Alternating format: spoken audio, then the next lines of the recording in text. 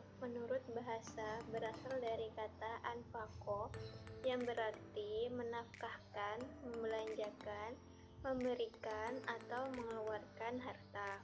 Kemudian, menurut istilah fikih, kata infak mempunyai makna memberikan sebagian harta yang dimiliki kepada orang yang telah disyariatkan oleh agama untuk memberinya kepada orang-orang fakir, miskin, anak yatim, kerabat, dan lainnya.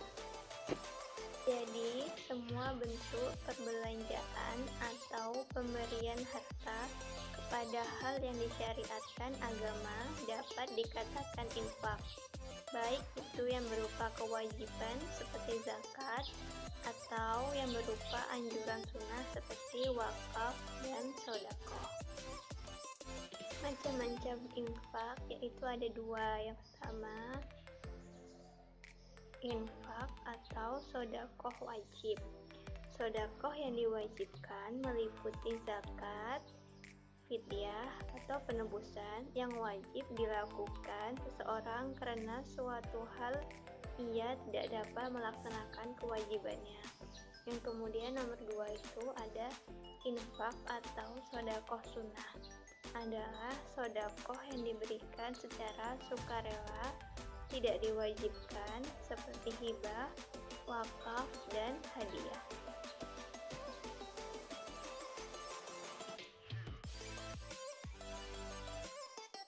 Baik, materi selanjutnya adalah pengertian wakaf. Pengertian wakaf. Wakaf berasal dari bahasa Arab yaitu waqf yang berarti menahan, menghentikan atau mengekang.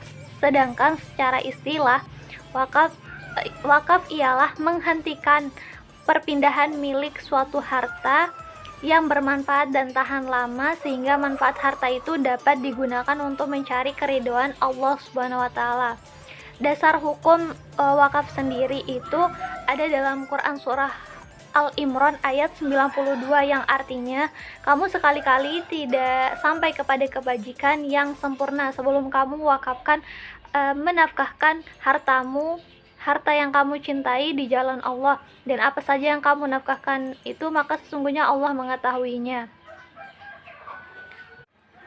Jadi wakaf itu adalah pemberian harta yang bersifat permanen untuk kepentingan sosial keagamaan. Contohnya adalah semisal saya ingin mewakafkan sebidang tanah untuk dibangun sebuah masjid. Itu adalah salah satu bentuk wakaf tanah. Kemudian bisa juga dengan bangunan. Saya ingin mewakafkan rumah saya ataupun gedung saya untuk dijadikan sebagai salah satu semisal panti asuhan ataupun lembaga sosial lainnya, sehingga saya mewakafkan itu untuk mencari keridhaan Allah Subhanahu wa taala. Kemudian macam-macam wakaf ditinjau dari segi peruntukannya untuk siapa. Yang pertama adalah wakaf ahli. Wakaf ahli ini ditunjukkan kepada orang-orang tertentu, baik itu satu orang ataupun lebih keluarga yang berwakaf atau bukan.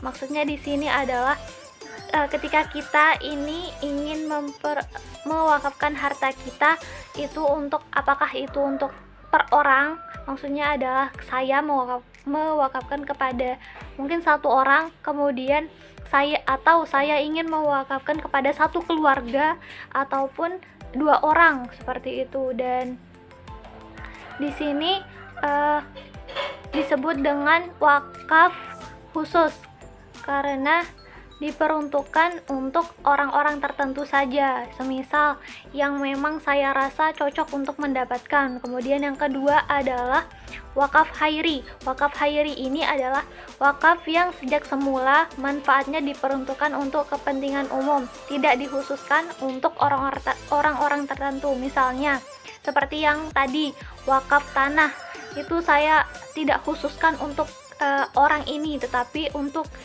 umum sehingga orang bisa merasakannya. Contohnya adalah wakaf sebidang tanah untuk dijadikan sebuah tempat pemakaman sehingga orang bisa merasakannya. Saya tidak mengkhususkan satu orang untuk bisa dikuburkan di tempat saya, tidak. Saya memberikan tanah saya itu untuk diwakafkan dan orang lain bisa merasakannya seperti itu.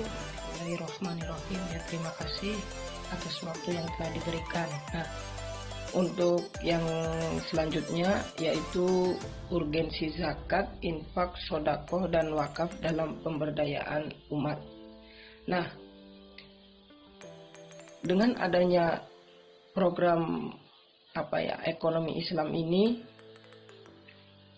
yang berupa zakat, infak, wakaf, dan sodako, tentunya akan membantu bagi kaum yang kita anggap lemah dan menjadi sifat peduli bagi orang yang mampu untuk menyedekahkan atau menginfakkan atau mewakafkan. Nah, adapun hikmah atau manfaat yang bisa ditimbulkan yaitu yang pertama bagi pelakunya, tentu dia akan merasa mulai terhindar dari sifat dengki, dari sifat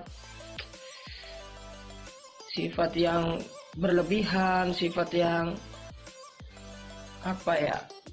rasa tidak peduli itu akan berkurang, dan tentunya dengan adanya sifat yang dermawan itu akan membantu dirinya bahwa tidak ada musuh kalau kita keluar sana. Nah, yang kedua bagi penerimanya, tentu dia akan merasa mengikiskan rasa iri hati, dengki, terus tidak suka kepada orang kaya, dan juga dia akan merasa bersyukur bahwa oh ternyata golongan atas itu baik ya, dia mau memberikan sedikit harta atau kepunyaannya untuk kaum-kaum seperti kita.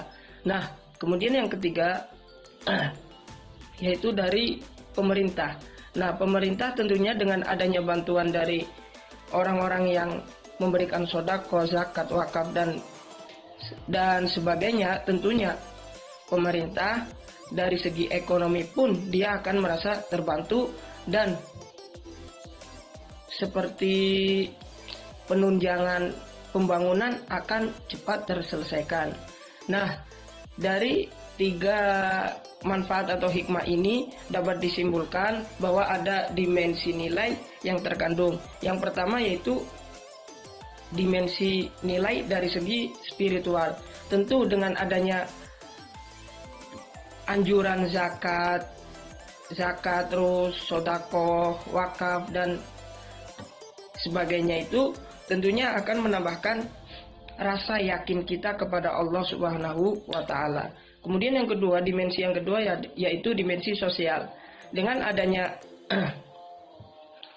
tadi itu filantropis Islam itu, maka akan tercipta kesolidaritas tinggi bagi umatnya, yaitu dengan adanya ini kita bisa membantu sesama, yaitu tidak hanya ukhuwah Islamiyah, kita tidak hanya membantu bagi persaudaraan kita yang Islam, tidak hanya ukhuwah watoniyah,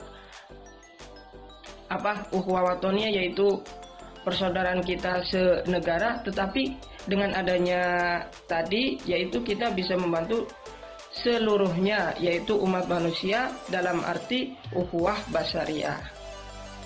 Ya, untuk yang selanjutnya yaitu tentang strategi implementasi zakat, infak, sodako, dan wakaf. Nah, tentunya dalam apapun hal harus ada strateginya agar terwujud secara efektif dan efisien. Nah, strategi implementasi zakat itu yang pertama itu menurut dari kelompok kita yaitu yang pertama sosialisasi pengenalan zakat. Jadi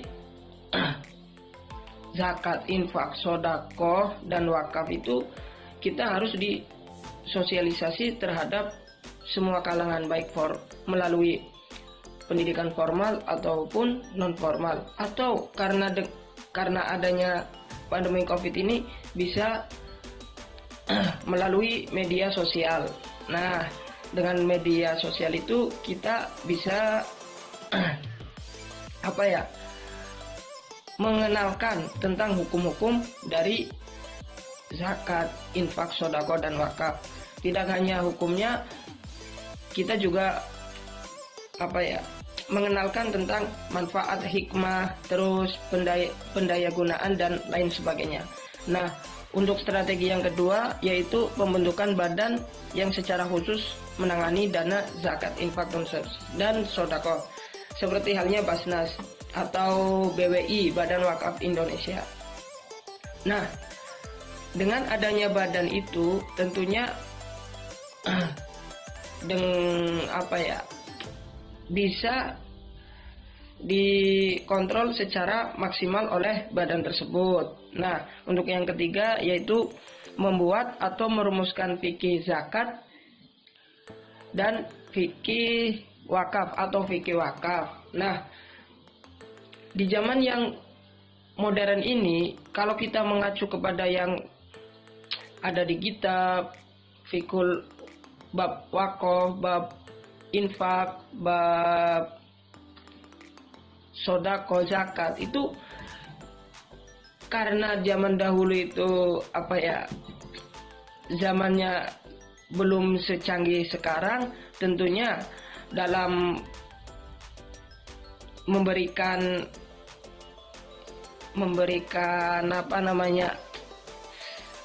zakat kepada mustahik itu terorganisir. Tapi dengan zaman yang sudah modern ini tentunya harus ada fikih wakaf kontemporer misalnya, yang hanya berpacu kepada mustahiknya, gimana sih cara pembagiannya. Nah, terus yang keempat, membentuk organisasi dalam sistem administrasi yang baik. Jadi ini hanya mengacu kepada administrasinya. Nah, yang kedua tadi itu yang saya sebutkan itu hanya mengatur di badannya, dia hanya mengelola dan mendistribusikan. Nah, untuk yang kelima yaitu penegasan tentang zakat sebagai pengurangan pajak. Misalkan seorang yang telah bayar pajak dengan membawa kwitansi bayar pajak dapat mengurangi pajak penghasilan. Nah, ini juga bisa digunakan sebagai strategi implementasi zakat. Nah, terus yang keenam yaitu penanaman sejak dini. Misal ada di sekolahan lah, bapak guru atau ibu guru itu mengajarkan kepada anak didiknya tentang zakat seperti ini loh, bisa misal dengan sodako bisa menambah rezeki, bisa menghilangkan musibah. Nah gitu, disederhanakan kepada misalnya keluarga, ibu atau bapak mengajarkan kepada anaknya, oh manfaat zakat gini loh, manfaat sodako gini loh. Nah itu adalah strategi implementasi zakat, infak, sodako, dan wakaf.